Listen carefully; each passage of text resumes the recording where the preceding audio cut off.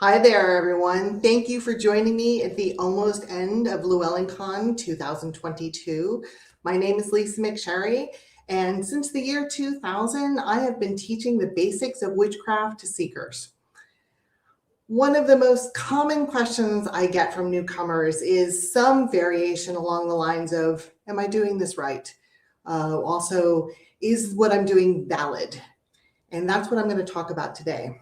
Because even if you aren't just starting out, it can be so difficult to discern what is and isn't valuable or necessary. And like any new skill, it's really hard to know where to begin and how to go about doing it. Particularly since nowadays, most seekers are going to, and actually everybody, I think, finds a huge amount of information online, right? I mean, we have all the social media sites, the InstaTalk, I know I'm making that up, and all of these social media platforms are really good at, if you'll forgive the phrase, bewitching you with all sorts of information. For example, there's that really super popular meme, what kind of witch are you? Sea witch, kitchen witch, dragon, elemental, so many options. And if you don't know, there's a handy dandy quiz for you to take to find out which one that you are. And it's kind of funny how at the end of the quiz, they'll give you a whole list of things to buy that will enhance your ability to be that kind of a witch. And sometimes it really feels like the buying is the point, right? Look, I mean, let's be clear. I love shiny things as much as the next person.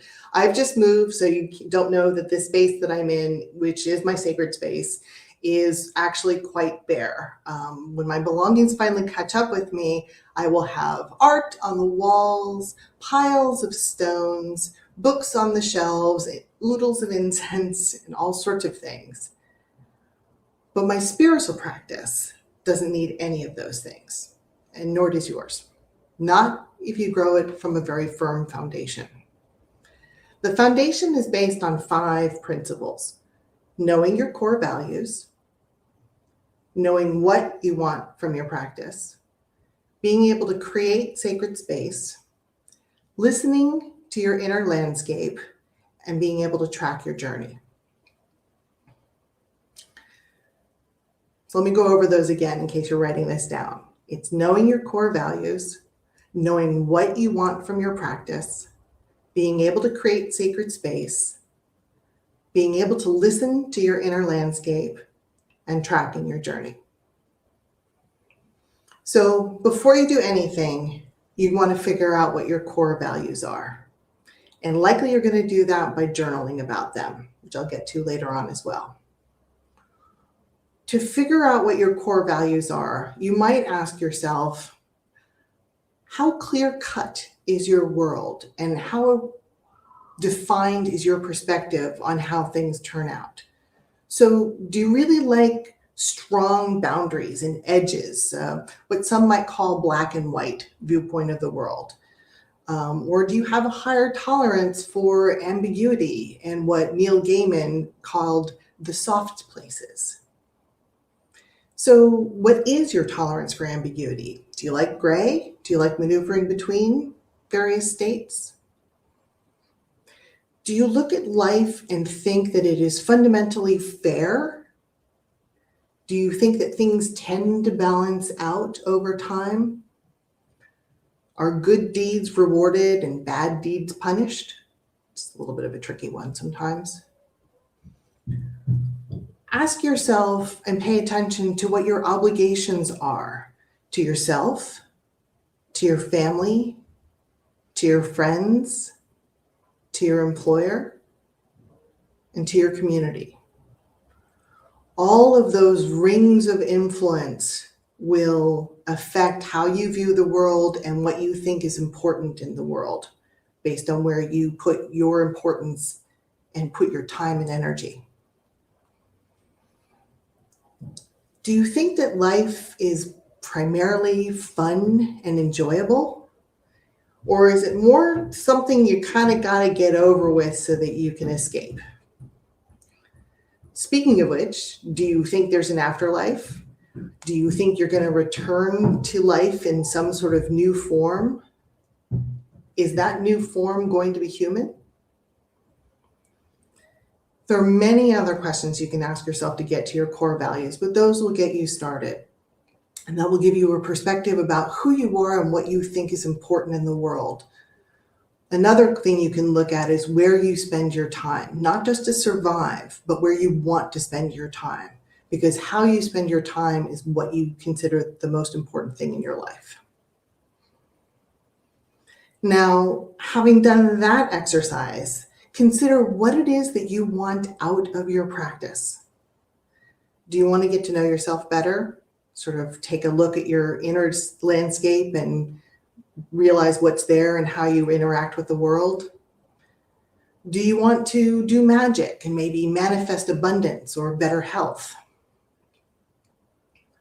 Do you want to align yourself with a specific deity in either worship or some sort of relationship? Do you want to exercise power and have control more than you have right now? Each of these goals for your practice will use similar techniques and overlapping techniques, but in very different ways, depending on how you want your outcome to be. So knowing what you want to achieve will always clarify where you begin your practice, and it'll help clear away any of the unnecessary and distracting stuff. One thing to keep in mind is that what you want will very likely change over time. So think of this as where you are now and what you want now, but don't feel like you have to be set in stone with it. I mean, I certainly know that when I started practicing witchcraft decades ago, I was a teenager. And so for me, the ability to control my environment was the most important thing for me. I felt incredibly powerless, as most teenagers do. And so being able to exercise a change in my reality was supremely important. Decades later now, I am much more interested in my relationship with deity and service to my community. And those are where my focuses are. So having done these two exercises, I want you to turn your attention to creating sacred space. Now, I literally mean creating sacred space within your physical environment, no matter what it is, okay? For me personally, that means creating an altar. For you, creating sacred space might take a different form, but the altar is pretty traditional and pretty classic. For me, no matter where I live, where I travel, I always create an altar space. So in my home, the altar has taken many forms. It's been hidden away in a chest. It's been tucked into a closet behind closed doors. It's been openly displayed in my bedroom or in my office. I've had altars that have been piled high with stones from all over the place, not just gemstones, but river stones and sea stones, which is a little bit of an interesting thing. I've had them burning with candles in different holders, fragrant with incense, and covered with images of deity and nature. My altar has also been a flat surface with just a handful of items on it, because that was what I could come up with or what I had available to me as I travel. My altar has always been my refuge. It's the place where I go with all of my emotions, where I get my inspiration for my writing and for my teaching. It's been my celebration site, and it is the place I spend time every single day. It's my touchstone. Your sacred space, similarly, will be a place that you go to daily. It's really important, particularly in the outset, when you're setting the foundation. You want to go to create sacred space every single day. This space that you create will ideally have an area for you to be able to sit down, maybe even lie down. And it's a place that you're going to want to decorate as you need. Most importantly, it's a place that you're going to want to keep private from others. This doesn't mean that it can't be in a space that's shared, but it's sacred space. And like the altar of a church, you want to be able to keep it set aside, not a place where wandering fingers can meander around and help themselves and pick objects up and put them down. And I mean, that just sort of disturbs the energy of it, and it makes it less sacred, quite honestly. I mean, just think, holy things really aren't meant for casual observation. They're special. So keep your altar space, your sacred space, separate from the mundane, and it shows your respect for it. And it also begins to set up a kind of a resonance within your mind that when you go to that space, just by going there, you are entering the sacred and shifting your perspective. In that space, your primary activity is going to be meditation. And I know meditation is absolutely something that everyone hears in the pagan community. Everyone's supposed to meditate, and it can really feel like it's impossible to do. But if you make time every day, ideally at the same time of every day, and just think of meditation as quiet time, kind of like when you were a kid and you got to have a nap. Okay. You just want to clear your head. And it's so important in modern life when we have so many distractions and all these gadflies flying around.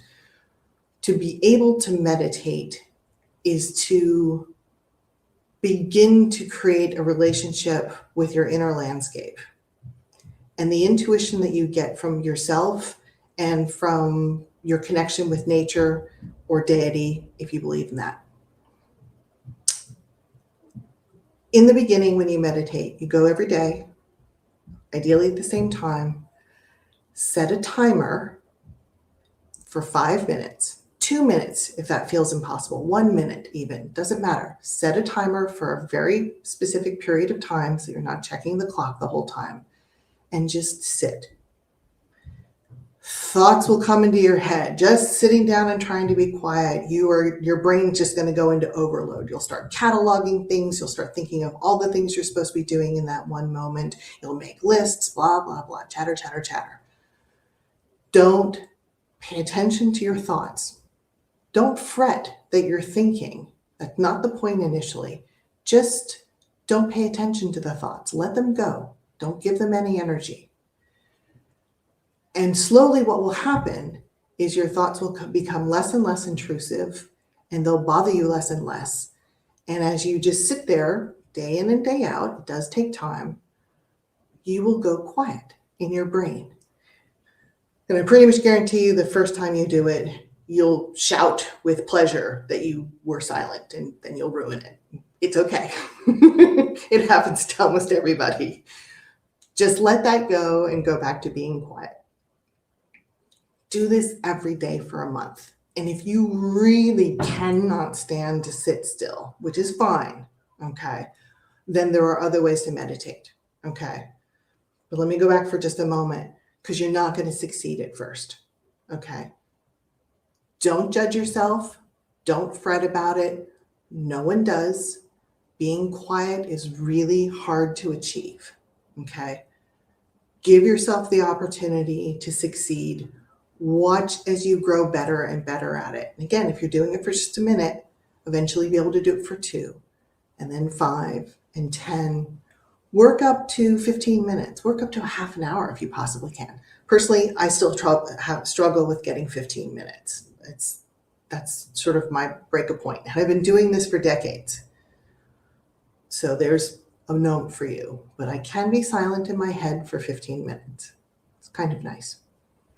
Going back to if you're just struggling to be quiet and not think of anything, an alternative is to actually look at an image. Classically, it might actually be the candle flame that's burning, or something, that other image that's kind of pleasant to look at. Again, just look at the image, just focus on it. Don't think about the image, okay? Alternatively, you can listen to music. Let the music fill you. Do not think about the music. Do not judge the music, which means for most of us, don't have music that has words. will be paying too much attention to that. You can try going for a walk and just experiencing without thinking. More ideally done in a non-urban environment like city streets, not so great for this. A park, nature, something like that, much better for clearing your head and being quiet. Creating something, doing art can be very meditative, so you can allow for that. Whatever technique you choose, give it at least a month before you decide that it's not working for you, because it does take that long to have a new habit, and you will see progress over time. The last thing that you're going to want to do is you're going to want to keep track of your journey.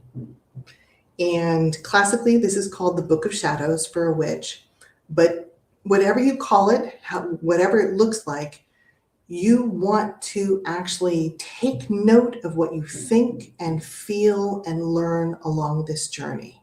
It's very important. In fact, you can just start with that core values exercise that we did right at the beginning and just pull out a spiral bound notebook, notepad, doesn't really matter, and write down your answers to those. And then as you go through, as you change your mind, as you change your perspective, track that. Note how you're doing with your meditation. Write down how you like your sacred space and how you might want to change it as you interact with it more and more. Maybe there's something you need or want to get rid of. What will happen is you will find yourself refining how you think about your practice, and you will make it more and more your own. It will be authentic because it will be something that you created for yourself, for your needs, and you will be fulfilling your desires and your needs all the way through. I have to say, at the outset of this talk, I'll remind you that the most common question I get is whether or not this practice is valid.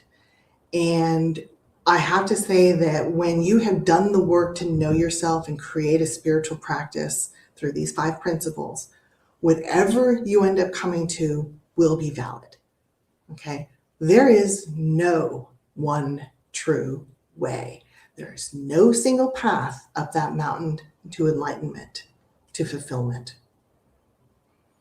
I'll remind you, the 5 principles are knowing your core values, knowing what you want from your practice, creating sacred space, listening to your inner landscape, and tracking your journey.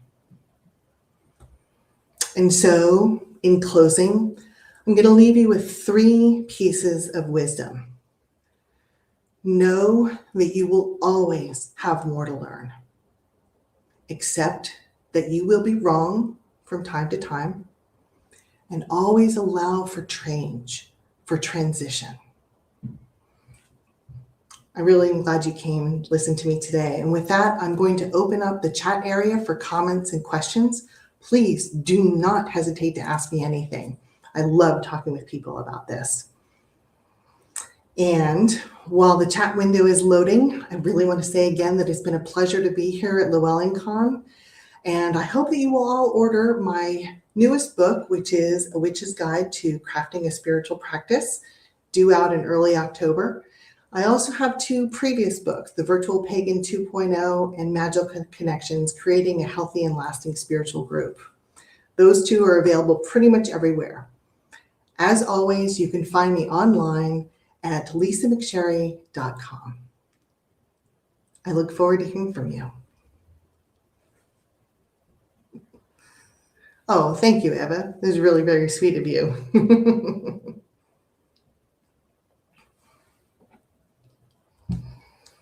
Oh, you're very sweet, all of you. Thank you. Any questions for me? Getting started? Roadblocks you've had along the way?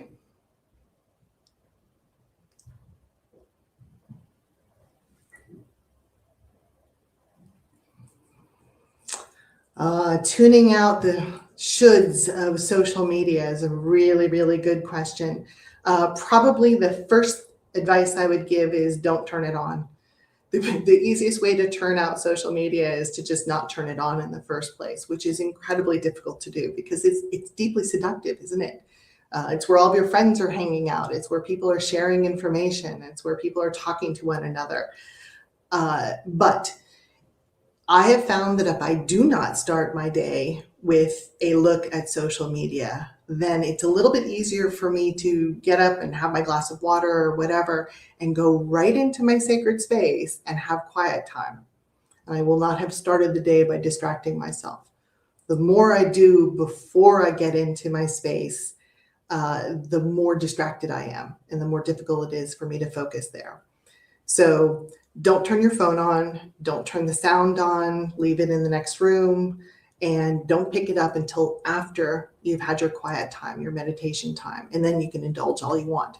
In fact, it's actually kind of nice because you can be like, ooh, I did my meditation today. Now I can actually play online. Kimberly asked, do I teach classes? Yes, I do, actually. I teach a year-long class online every year and have for the last 20. You can find out more at my other website, which is jaguarmoon.org. You can also find it through my website, lisamcsherry.com. We open in November of every year, and it goes for a full year, and it teaches all the basics of witchcraft in a very figure your own way through, but here's some signposts to make sure that you get a good solid practice down first. And in fact, actually, that is what A Witch's Guide to Crafting Your Practice is based on, is all of the things I've learned over the 20 years of working with seekers and answering their questions and trying to teach a practice that isn't based on a specific tradition or having to work with a group or but in some way kind of combats the problems of being alone and trying to figure out whether you're doing it right. Have I been guided? Linda asks, have you been guided into different areas at the same time? I'm not quite sure what you mean by that, Linda. If you could give me a follow-up, I will happily.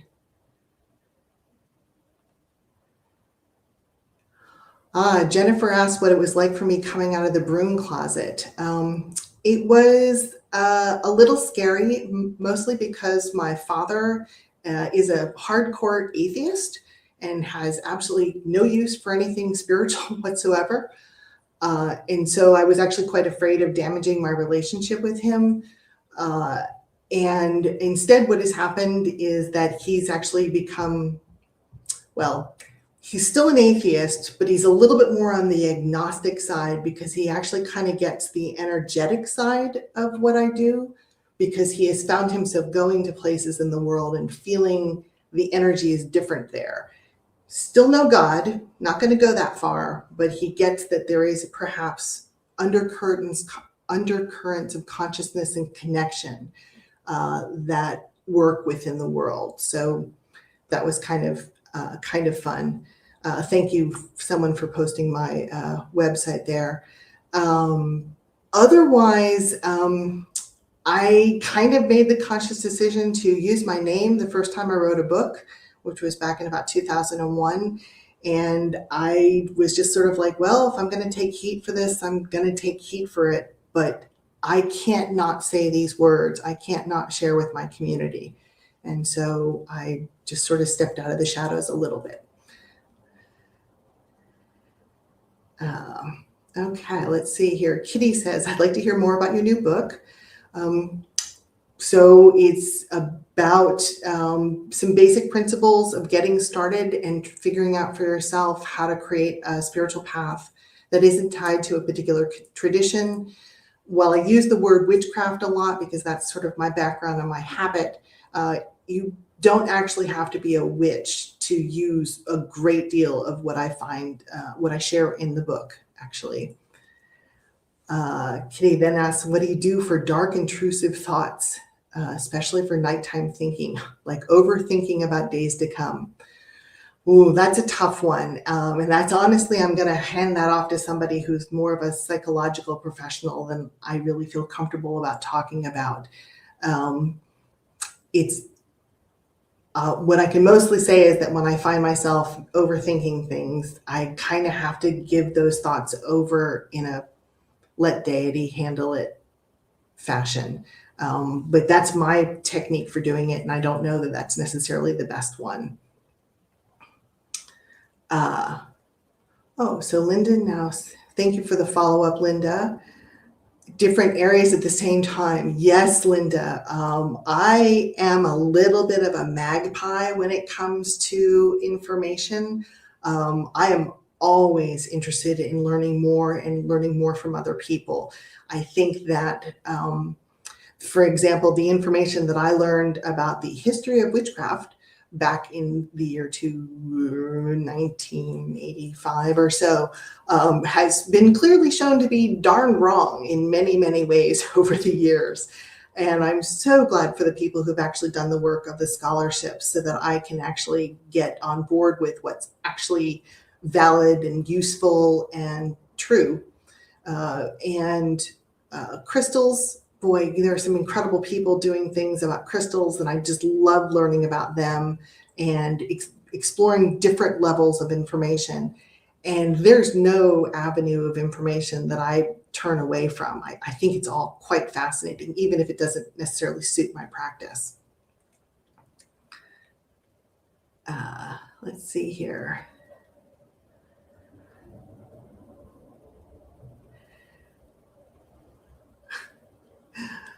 Bounce around. The book should be visible over my shoulder here. It's A Witch's Guide to Crafting Your Practice. You can order it for pre-order right now. It's out in early October, and I'll be doing some more talks around that time frame, actually. So you might be able to see me there doing different things.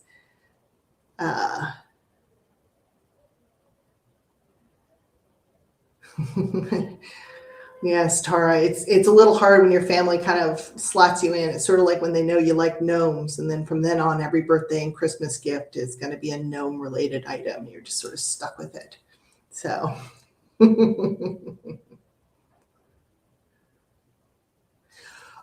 Kitty, yes, meditation. So as I said, the hardest part about meditation is in fact turning off the brain, the monkey brain, as the Buddhists often call it. Your brain does not want to be silent.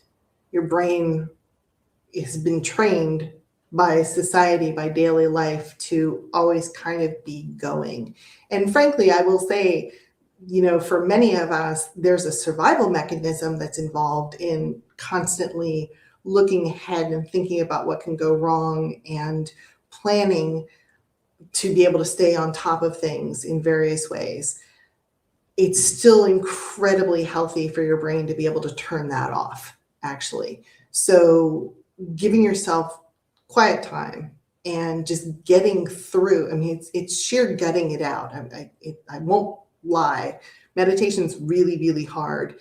But if you do it every day, if you give yourself just a really specific period of time to just try to be quiet, it will work. And I say this as having watched hundreds of people over 20 years, many of whom come in and like a week into our meditation module say, this isn't working for me, I've got to do something else. And it's just like, you've only given it a week, keep going, 2 weeks, give it a rest. At the end of a month, because we spent an entire month on meditation, at the end of the month, they are meditating, okay? Over and over again, it works to just sheerly gut it out and give time every day. Again, ideally at the same time, but a lot of us have lives that aren't that amenable to actually being able to say, no, it's 5 p.m. I'm always going to meditate here. Nancy asked about online communities. There are quite a few online communities. I talk about that a lot actually in my book, The Virtual Pagan 2.0, also available over, you can see over my shoulder. I originally wrote a book called The Virtual Pagan back in 2001. That was my first book. I completely revised it and updated it in last year, actually, and it's available through Barnes & Noble and Amazon. And it talks a lot about online communities and where you can find them and how you can negotiate with them to have a good experience. The largest online communities are definitely found on social media or through social media nowadays. And there's pluses and minuses to those. Brianna asked about bypassing. Yes, in fact, I have. I would say there was a period of time, 8 years ago, maybe 10 years ago, where I spent several years really questioning whether what I was doing was valuable, of use to my community, whether I had any more service to give. And it was about 2015, summertime of 2015, and a good friend of mine gave me a life-changing tarot reading, quite honestly, because my question was, do I go forward? And I got a very clear message from the universe about that. Very clear. It's pretty much the Monty Python fish upside the head of, yeah, get on with it.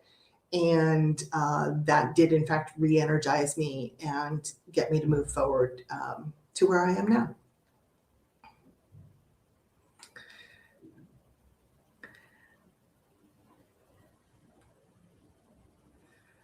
I like that, Banshee. Spiritual alchemy is a really nice phrase. Is